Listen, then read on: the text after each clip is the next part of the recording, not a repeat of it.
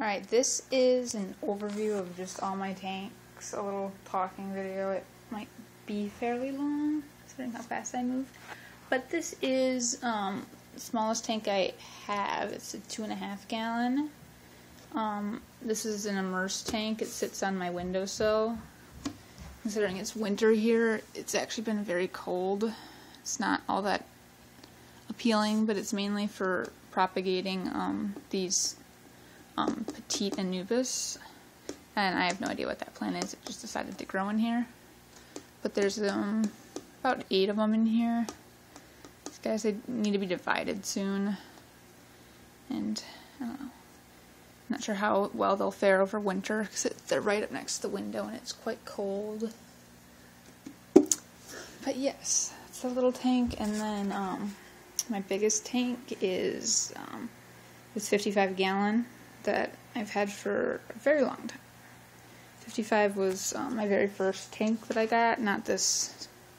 The tank itself has been replaced before, but it still stays the same in my opinion. It uses a Rena XP3, and I have my breeding group of Boesemani rainbows in here, and there are a bunch of pencilfish, and this one Rosy Barb, and some Emperor Tetras that are quite old. And here's my male rainbow. He's totally running away. And this one Endler, female Endler, who's I've had forever. Sicilian. He ate today, so he's kind of slow. And we'll probably be sleeping soon. And this uses 2 55-watt power compacts and CO2 system that I've had since 2008. It has 2 lines. This one is the 55 gallons, and this one runs to the 20 gallon right next to this tank. And solenoid, they run the exact same as the lights do, off the same timer. I can't be bothered to stage it. And then I just have a lot of leaves and junk in here. These are oak leaves. I have just bags for auctions. If you need fish bags. And then extra CO2 supplies, like diffusers when I break them, and fertilizers. I have a whole extra box of fertilizers still that I ordered, and then, yeah, I won't be needing it for like a whole year. And I forgot I had it for a while. This is the 20 gallon that needs a water change. It's a bit neglected. And in here I have a handful of White Cloud mountain minnows, white clouds, whatever you want to call them. These are knife live bearers. I got those locally at an auction. They're not all that appealing to me. They're all males, of course. They were unsexed when I bought them, and they're all males now. Way in the back, there's a little chili rasbora, Boreras Brigitte. And I've been looking for more of those guys locally, and they are a pain to find. I found just him all alone in a shop, and they would not order me anymore. The little white skirt is a rescue fish that I was given. Gourami I raised from a fry from some other gouramis I bought and bred. He's one of the ones that made it. There's a runt German blue ram in here that needs to be culled. I didn't think he was going to survive, but he's still alive, so who knows. Alright, and then down here I have most of my supplies that I actually sort of kind of use. 4-degree KH solution, or for my drop checkers, which are kind of neglected as well. That is solid copper sulfate that I ran into. Fertilizers. These are the fertilizers I usually use. dry fertilizers. The estimated index is what I sort of kind of follow when I'm on the ball with things. And my other box over there has a couple more bags, basically the same stuff, just more. Antibiotics, a lot of this stuff in the back I never use, that I need to use up. Melaflix is crap. I have a bag of mealworms that I was also given. They're technically bird food, but they work for fish too. This I've also been using as a fertilizer to bump up hardness. Gypsum is calcium sulfate. And some reptile calcium stuff. This is more copper sulfate. Copper sulfate is probably my favoriteest thing to use. This was my favorite brand to use until they discontinued it. So you can tell from the bottle this is very old. I've had this for years and years. But luckily copper sulfate doesn't go bad. Sodium thiosulfate is a dechlorinator.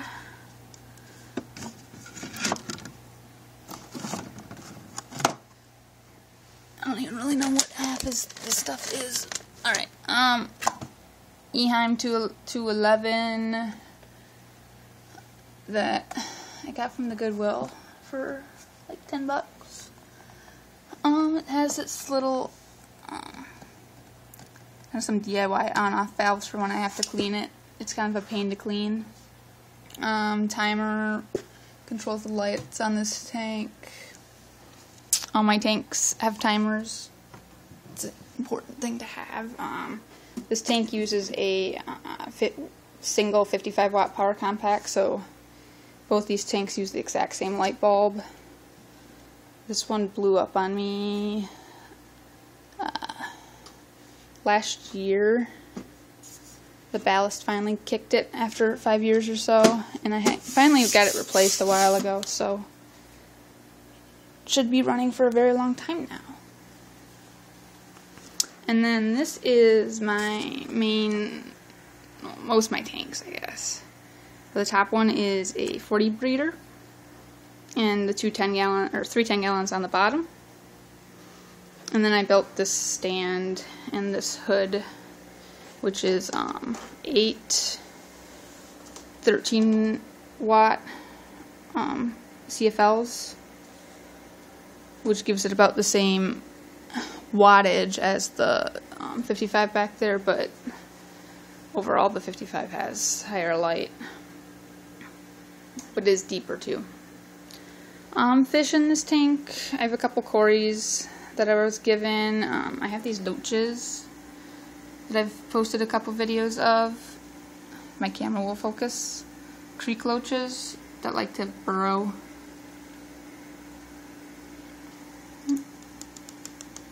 Sometimes they come up when I tap.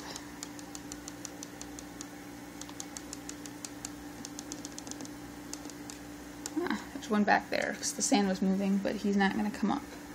And then more white clouds in this tank. And I'm going to kill this light to kill that reflection. Sparkling gourami. There's 4 of those.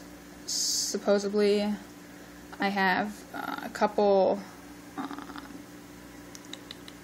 Goutridae rainbows, or the yellowish fish, and that is a young Boesemani rainbow that I've been raising. There's 4 of those in here from my group in the 55. There are 4 rams in this tank, 2 males and 2 females. Those 2, I believe, are a pair. I did just have a pair spawn in here earlier this week, or Friday, and today is Wednesday. And I have 2 sponge filters in this tank, driven by 2 power heads. And there's one hiding in the other back corner. This is a mop for the Gutrudé rainbows. Blue Eyes have always liked to breed those guys. And mops have always worked best for me with rainbows. That's what I used with the Bosmani. And I don't know what else is in here. There are some whiptails. Whiptail catfish. There's a couple of those. Oh, Pandagara. My 2 remaining Pandagaras are in here. I bought 6 of those guys in either 2008 or 2009. I have 2 left. Most of them have been dropping since I moved here a year ago. Either the water or they're just old. They were wild caught too. The other guy's in his coconut.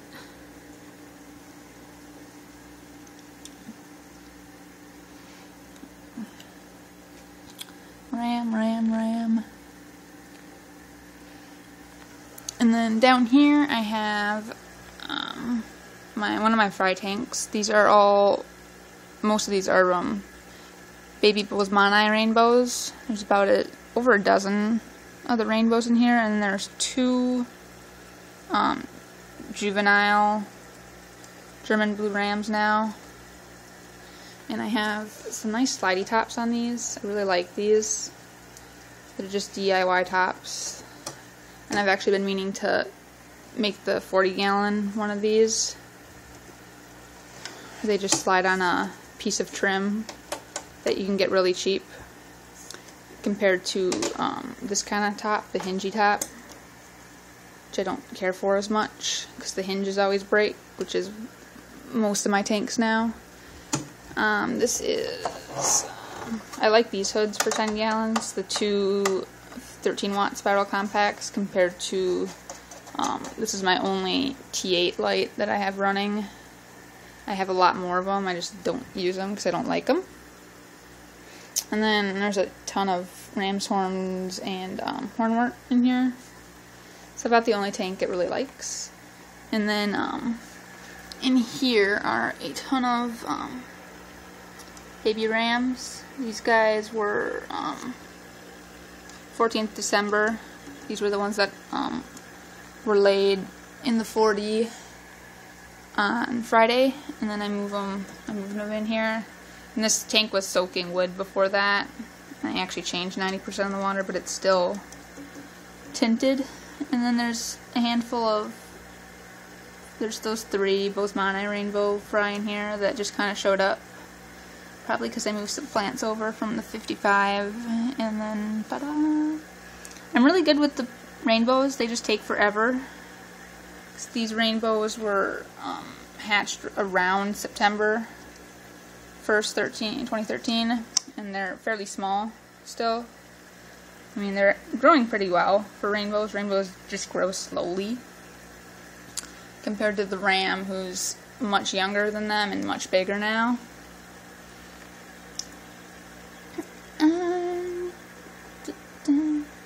Yeah, I'm not too great with the ram fry yet. This spawn's doing pretty well, considering there's quite a few left. They weren't looking too great yesterday, but added some copper and stuff, and today they're looking a lot better. They're starting to swim. And then this 10-gallon has just a single pair of rams who I think are going to be spawning shortly. They've been pretty active the last few days, doing this back and forth with each other. And the female has her vent kind of sticking out a bit, so pretty sure they'll be spawning soon. Hopefully they do it on the coconut, and then I'm just going to put the coconut in with there, and hopefully I can have the 2 spawns go together, and they will do well. The whole point of this tank was to let these ones parent raise, but so far they haven't been doing great parent raising, and considering I have the spawn running, if they do spawn soon, I'll just move them over and let them try again another time. This is for hatching baby brine shrimp, which is currently running. I just kind of drop this in here every now and then to keep the temperature up, because those guys will be needing food in a day or so. And then I use the Rena, I think this is Rena 60 air pump or something, to run 4 lines here, and those run the 4 main filters, and then an extra line, which I sometimes use for brine shrimp and sometimes use for whatever. And then I have a spare air pump down there, and then another spare air pump back here that just run a single line. And then this is for brine shrimp as well. The light draws them up once I turn the air off. And this is the rock that my rams normally spawn on, that I kind of move around a bit. Copper, more copper, we love copper. This is my only algae scraper. It's got blades, and it's much older than me, magnetic, so there's a twisty tie. And this is fry food that I use for rainbows and such. Golden pearls and spirulina mixed in. It's very, very small stuff. And then there's a mess of cords down there, considering all the different plugs I have. And I have a wonderful power strip plugged into a power strip. And this is more fishy stuff. This I use for eggs. Hydrogen peroxide is a decent disinfectant when I'm incubating eggs. New Life Spectrum, food, First Bites I don't usually use as much. This is what I've been feeding all my fish foods in like non-fish food containers, if you haven't noticed by now. Flake food, so I usually buy it in bulk and stuff online, so they come in bags, and I like harder containers so they don't get smushed. Alright, and then in here we have my 32-gallon trash can that is filled with water. This is for my water changing. And there is a very large power head in here. What's the power head? That pumps water to my tanks. And then these are the hoses I use. One goes to my shower head to fill the trash can, and the other one attaches to the power head, pumps into the tank. And then we have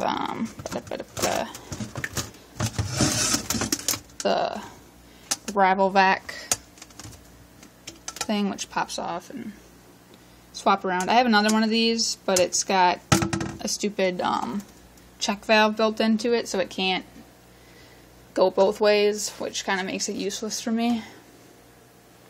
I don't even know where it is right now. Oh, and then pH meter and TDS meter, these I actually use. And then a GHKH test kit that I had to buy when I came here because my water's kind of wonky. And 2 test kits. These are the only 2 test kits I've ever bought in my many years of this Prime. I don't actually use dechlorinator unless it's something special. At least not for regular water changes. I don't dechlorinate. And we have a 15-gallon that's also a bit neglected and needs a water change. There are a couple African dwarf frogs in here, and that's it. Along with cherry shrimp, which are also in the 40-gallon out there. Though I kind of forget they are, because they always hide. There's a lot of Java fern, some subwasser tang, and Anubis, and that's a fluval internal 2, whatever. The one's been a pretty good filter. It's nice and quiet. This tank uses 2 spiral compacts, and then it uses the cheap clip-on heaters that I use on quite a few tanks. And then last tank is I recently worked on. This is was my Plaudarium, still is technically. Just a few days ago I replaced all the dirt in it. I still need to put in a substrate once I change the water again after all the leaching. So yeah, this side's completely full with dirt. Dirt, dirt, dirt, dirt. And this is also for the little anubises that I kind of propagate. And this tank also uses the two 13 watt power compacts. It's a 5-gallon bow front tank that's also a bit of a mess. And then I use saran wrap, though usually it's nicer and actually taped up there so you can't see it, and it just locks in the humidity because I usually don't go into these tanks much and I'll only just top them off. But I still need to put in a substrate and stuff, maybe a few aquatic plants. And then these things tend to overgrow on me. But alright, that is all my tanks. And I do have a box of stuff. The box is a tank. This is a 20 high. Same as the one out there. It doesn't have a bottom trim on it. This is a screen top, glass tops, broken hinges, lots of glass tops without hinges. That is a battery-powered air pump that came from an auction. It's still got the auction tag on it. Yarn for mops, power heads, filters, box filters, canister filters, stuff I don't use, plastic plants. This is a box of wood, little bits and coconuts, driftwood.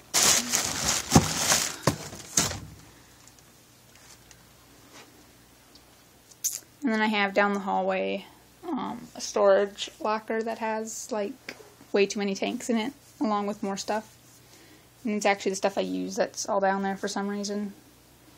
This tank should be down there. I just haven't gotten ambitious enough to move it down there. But alright.